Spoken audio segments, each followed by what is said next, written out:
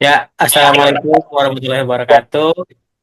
Kami dari Waalaikumsalam warahmatullahi wabarakatuh. kelompok C akan mempresentasikan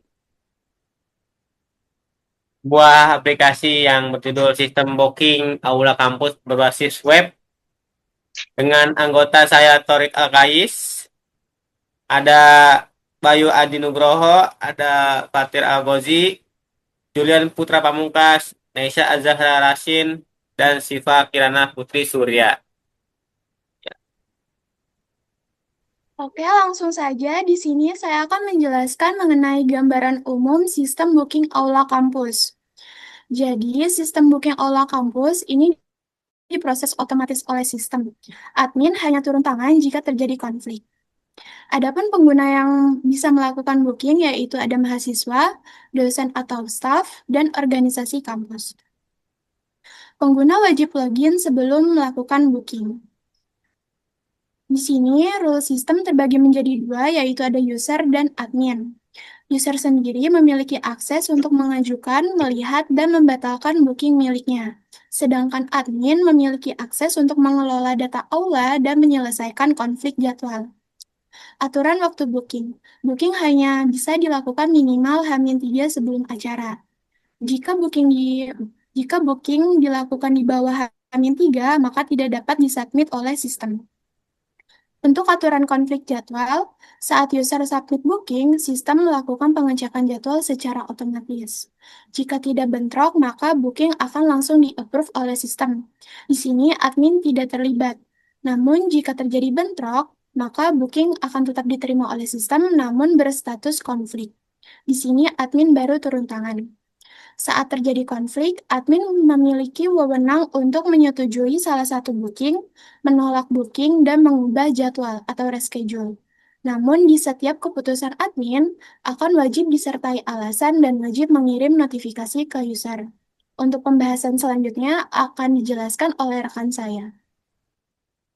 Oke, untuk pembatalan booking, pengguna dapat melakukan pembatalan booking selama masih sebelum hari pelaksanaan acara atau hari H. Setelah waktu pelaksanaan, maka sistem secara otomatis akan mengubah status booking menjadi completed sebagai penanda bahwa acara telah selesai. Untuk multi-booking, sistem memungkinkan pengguna untuk mengajukan lebih dari satu booking aula. Namun, apabila pengajuan tersebut menimbulkan konflik jadwal dengan booking lain, maka keputusan akhir terkait booking tersebut akan ditentukan oleh admin. Sistem menyediakan beberapa status booking untuk merepresentasikan kondisi setiap pemesanan. Status tersebut meliputi draft untuk booking yang belum dikirim, submitted untuk booking yang telah diajukan oleh pengguna, approve untuk booking yang disetujui oleh sistem atau admin, pending review atau konflik untuk booking yang mengalami benturan jadwal, rejected untuk booking yang ditolak oleh admin, cancelled untuk booking yang dibatalkan oleh pengguna atau admin, serta completed untuk booking yang telah selesai dilaksanakan. Dokumen pendukung bersifat opsional dan tidak diwajibkan untuk semua booking aula.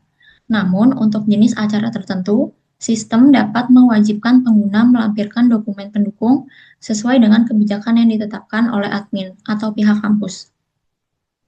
Untuk notifikasi, sistem mengirimkan notifikasi kepada pengguna pada kondisi tertentu, seperti saat booking dibuat, saat terjadi konflik, saat booking disetujui atau ditolak, saat jadwal diubah oleh admin, serta saat booking dibatalkan. Khusus untuk perubahan jadwal, notifikasi yang dikirim wajib memuat informasi jadwal lama dan jadwal baru, alasan perubahan, serta opsi tindakan yang dapat dilakukan oleh pengguna. Data aula, pengelola data aula sepenuhnya menjadi kewenangan admin. Admin berhak untuk menambahkan, mengubah, menghapus data aula, mengatur jam operasional aula, serta menandai aula dalam kondisi maintenance atau tidak tersedia untuk di booking. Untuk penjelasan selanjutnya akan dilanjutkan oleh rekan saya. Deskripsi kebutuhan yang pertama ada kebutuhan fungsional. Untuk FR yang pertama, itu user dapat melakukan pendaftaran akun untuk dapat menggunakan sistem booking aula. dengan nama kebutuhan registrasi pengguna. Yang kedua ada user dan admin dapat melakukan login ke dalam sistem sesuai dengan hak akses masing-masing dengan nama kebutuhan login. Yang ketiga ada user dapat melihat dan memilih jenis penggunaan aula, misalnya seminar, rapat, auditorium, atau jenis kegiatan lainnya sesuai kebutuhan kegiatan dengan nama kebutuhan memilih jenis penggunaan aula. FR yang keempat yaitu user dapat melihat ketersediaan jadwal aula berdasarkan tanggal, waktu, dan jenis penggunaan dalam tampilan kalender dengan nama kebutuhan melihat ketersediaan jadwal aula.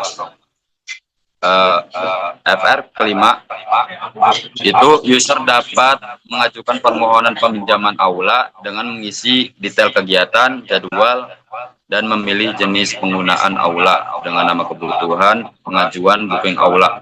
Yang keenam ada user dapat melihat status permohonan booking aula yang diajukan dengan nama kebutuhan melihat status booking. Dan yang ketujuh, user dapat melihat riwayat permohonan peminjaman aula yang diajukan dengan nama kebutuhan riwayat booking aula.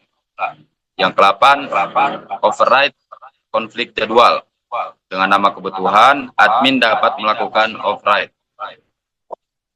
Lanjut yang ke-9, sistem melakukan validasi otomatis untuk mendeteksi konflik jadwal dengan booking lain dengan nama kebutuhan validasi konflik jadwal secara otomatis.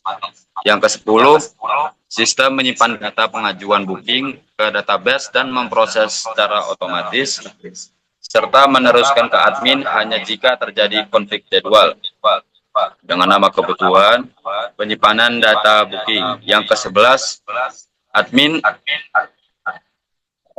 dapat melihat admin dapat mengakses daftar pengajuan booking lengkap dengan status dan detail kegiatan. Yang ke-12, admin dapat menolak booking yang mengalami konflik atau kondisi khusus.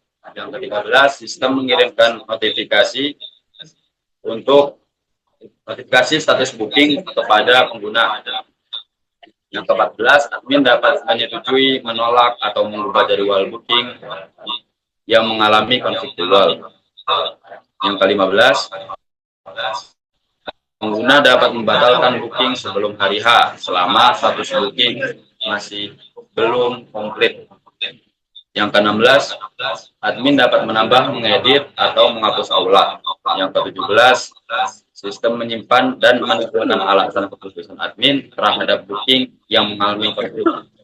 Yang ke-18, sistem mengirimkan notifikasi kepada pengguna jika admin mengubah jadwal booking yang berisi jadwal lama, jadwal baru, dan alasan perubahan. Dan yang ke-19, sistem mewajibkan mengunggah dokumen pendukung untuk kegiatan tertentu dan memungkinkan pengguna melihat kembali ke dokumen yang diunggah saat pengajuan booking aula.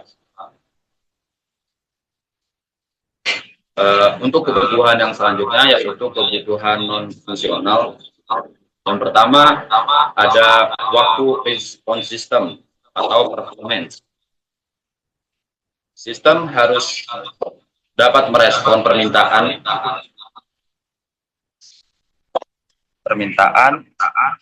pengguna dan memuat halaman dalam waktu maksimal 3 detik pada kondisi jaringan normal. Yang kedua, kapasitas pengguna. Sistem harus mampu menangani minimal 50 pengguna aktif secara bersamaan tanpa penurunan performa yang signifikan. Yang ketiga, ketersediaan sistem. Sistem harus tersedia untuk diakses pengguna dengan tingkat ketersediaan minimal 95% selama jam operasional. Yang keempat, kemudahan penggunaan. Antarmuka pengguna harus dirancang agar mudah dipahami, konsisten, dan dapat digunakan bahkan oleh pengguna yang tidak memiliki pengalaman teknis. Yang kelima, keamanan sistem. yaitu sistem harus membatasi akses fitur dan data berdasarkan peran pengguna, yaitu user dan admin, melalui mekanisme autentikasi dan otorisasi. Yang keenam, ada kompatibilitas, yaitu sistem harus dapat diakses melalui browser modern dan berjalan dengan baik pada perangkat desktop maupun mobile. Yang ketujuh, ada integritas data, yaitu sistem harus menjaga konsistensi data booking dan mencegah terjadinya duplikasi atau konflik data jadwal. Untuk selanjutnya akan dijelaskan oleh rekan saya.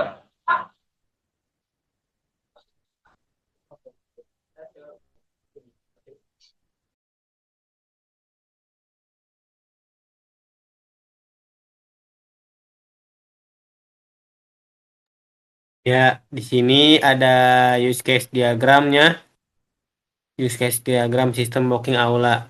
Nah, dalam sistem ini terdapat dua aktor utama, yaitu ada user dan admin. Usernya itu mahasiswa atau peminjam aula, adminnya itu pengelola aula. Jadi, di sini kedua aktor harus login terlebih dahulu untuk mengakses sistem. Lalu di sini tuh ada alur dari sisi user, yaitu login. User melakukan login ke sistem, terus sistem memvalidasi akun agar user bisa mengakses fitur booking aula. Yang kedua ada cek ketersediaan aula. Sini user memilih menu cek ketersediaan aula. Terus sistem akan melakukan validasi ketersediaan, terus menampilkan jadwal aula yang tersedia. Nah, pada tahap ini, user juga memilih jenis penggunaan aula, misalnya seminar, rapat, atau acara kampus, dan lain-lain. Yang ketiga ada mengajukan booking aula. Setelah aula tersedia, user juga melakukan pengajuan booking aula. Terus proses ini juga include validasi ketersediaan. Artinya, ya, sistem memastikan aula belum di booking oleh user lain di waktu yang sama. Terus data booking kemudian disimpan dengan status menunggu konfirmasi atau biasanya disebut pending. Yang keempat itu melihat status booking. Ya, di sini user dapat melihat status booking, terus sistem akan menampilkan status booking apakah di pending, approve atau reject. Yang kelima, membatalkan booking. Ya, di sini jadi jika diperlukan ya, user dapat membatalkan booking sebelum disetujui admin. Terus ada sebelahnya lagi yaitu alur dari sisi admin ya. Ya, sama seperti tadi si admin tuh. Jadi harus admin login ke sistem untuk mengolah data booking. Terus ada melihat daftar booking. Ya, admin dapat melihat daftar booking yang masuk. Terus sistem akan menampilkan semua data booking dari user. Yang ketiga juga ada mengecek ketersediaan aula ya. Jadi si admin melakukan pengecekan ketersediaan aula.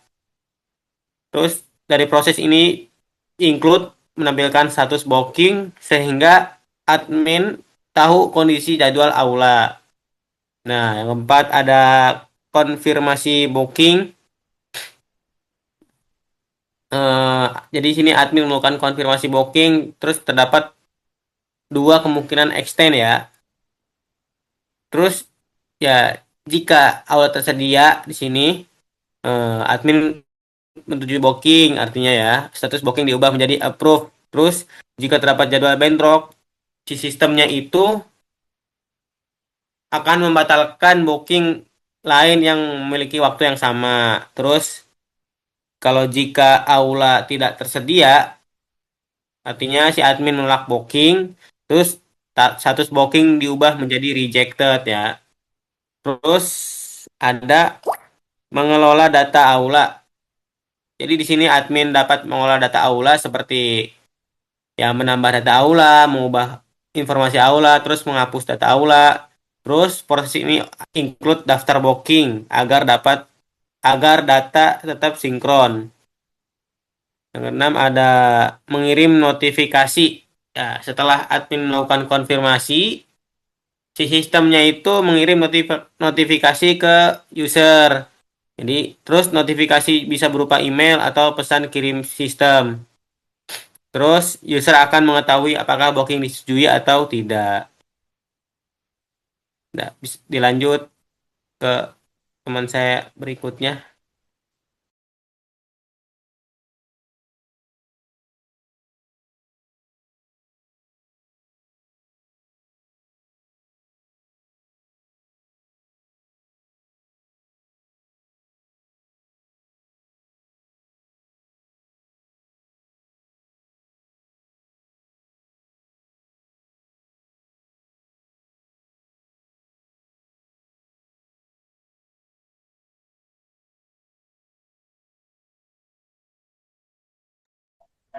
Sini kelas diagram memiliki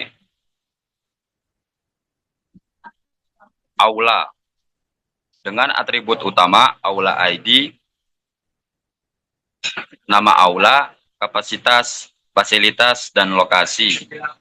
Yang memiliki relasi penting aula one to many ke booking, yaitu satu aula dapat di-booking berkali-kali pada waktu yang berbeda dan setiap booking hanya mengacu pada satu aula.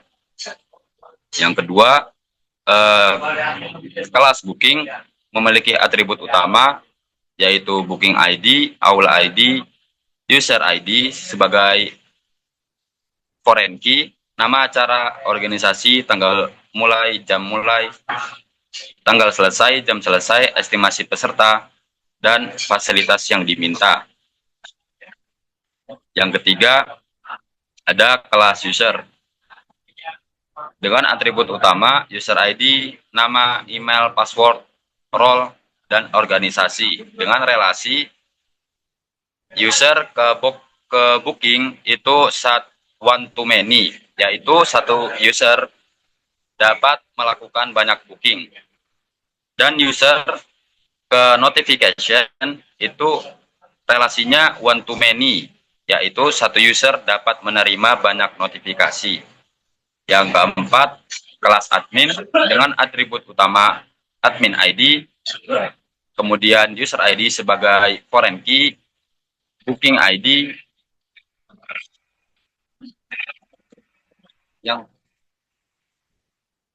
yang selanjutnya ada kelas notification, memiliki atribut utama, yaitu notification ID, booking ID, dan user ID sebagai foreign key, kemudian pesan, tanggal kirim, dan status baca. Dengan relasi booking ke notification itu one to many, yaitu satu booking bisa memiliki banyak notifikasi. Dan yang kedua, user ke notification itu memiliki relasi one to many, yaitu satu user bisa memiliki banyak notifikasi. Kemudian untuk diagram selanjutnya akan dijelaskan oleh rekan saya.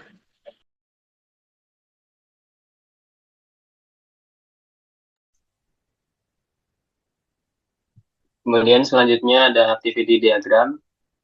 Sini kita sebagai user ya. Pertama, user bisa login menggunakan Gmail, kemudian bisa memulai langsung booking, kemudian bisa cek ketersediaan dari aula tersebut, dan juga bisa melihat detail jadwalnya. Setelah itu,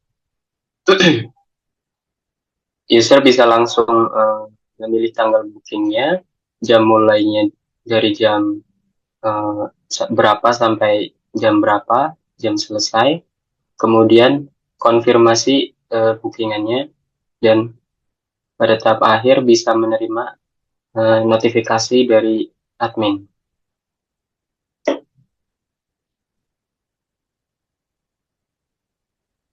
Kemudian yang selanjutnya akan dijelaskan oleh rekan saya. Dan untuk sequence diagram adalah pada sistem booking aula kampus, sequence diagram menggambarkan alur proses booking aula. Proses booking aula.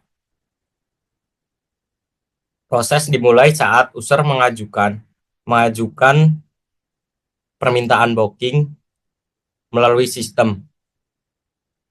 Sistem kemudian memvalidasi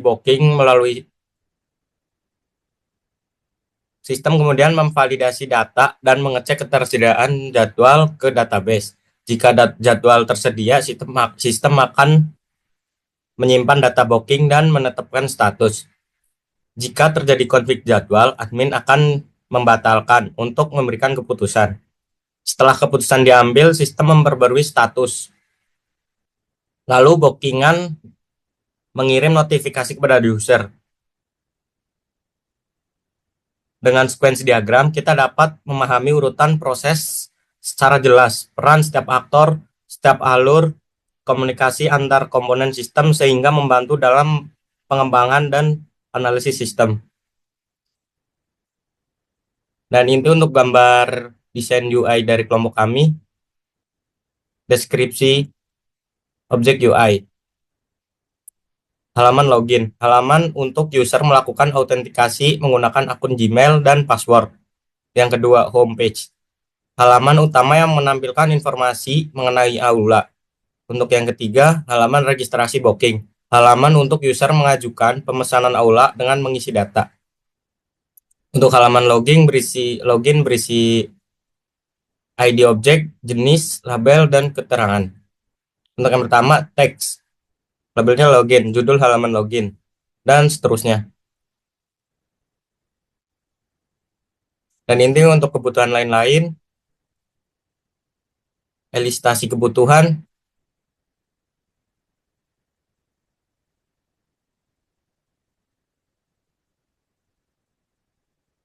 untuk lampiran daftar kata-kata asing,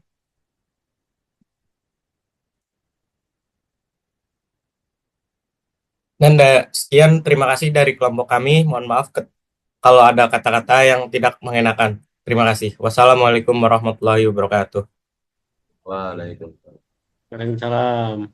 Waalaikumsalam warahmatullahi wabarakatuh.